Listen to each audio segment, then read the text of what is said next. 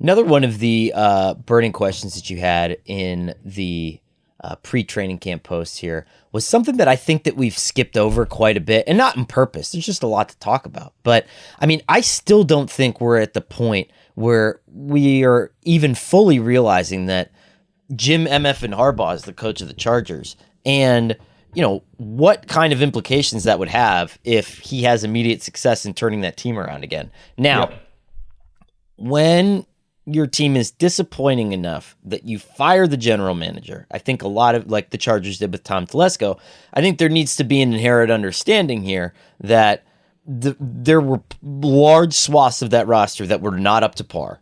Like the entire secondary. Let's start there. Like the middle core of that team. You want to talk about the linebackers, the interior defensive linemen, like all the tough guy positions. Really, they struggled mightily with, and then the back end.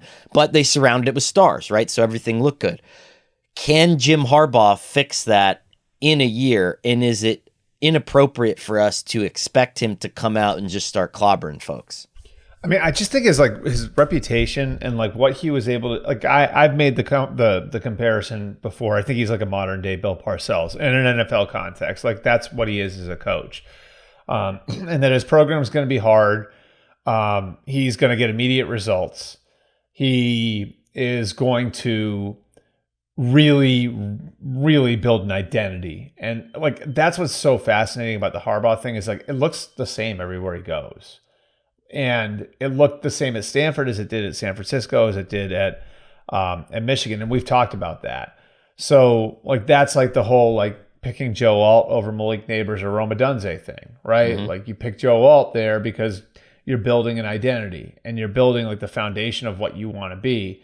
The one difference I would say like between this place and those places is, like when he went to the Niners, right?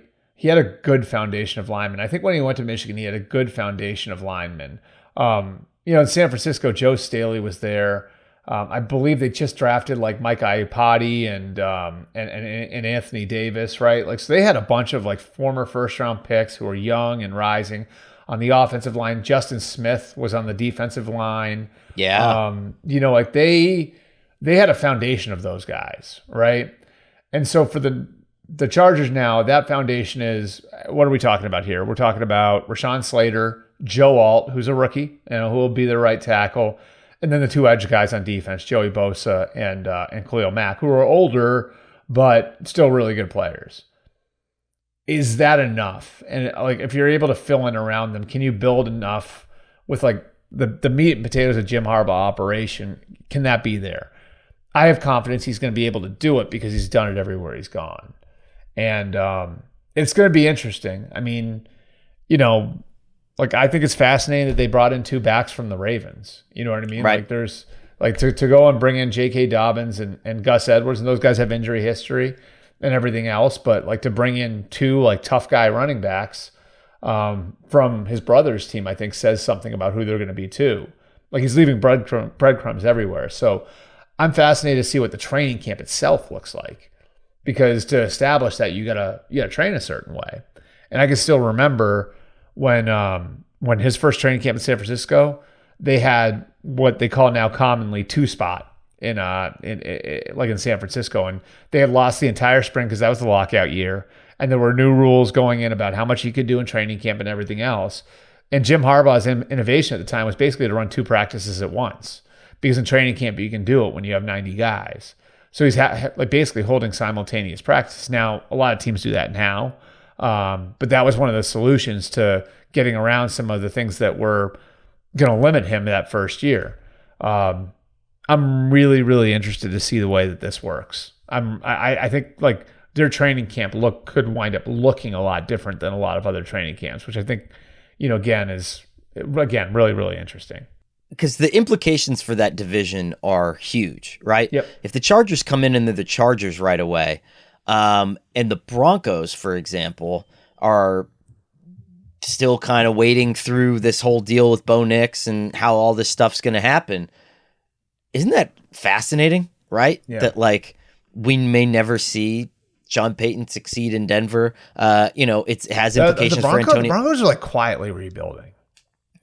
I don't think it's not quiet to me. I mean, you got $90 million in dead cap, and you just took a reach for a quarterback at number 12. That screams rebuild to me. I mean, you traded Jerry Jeudy.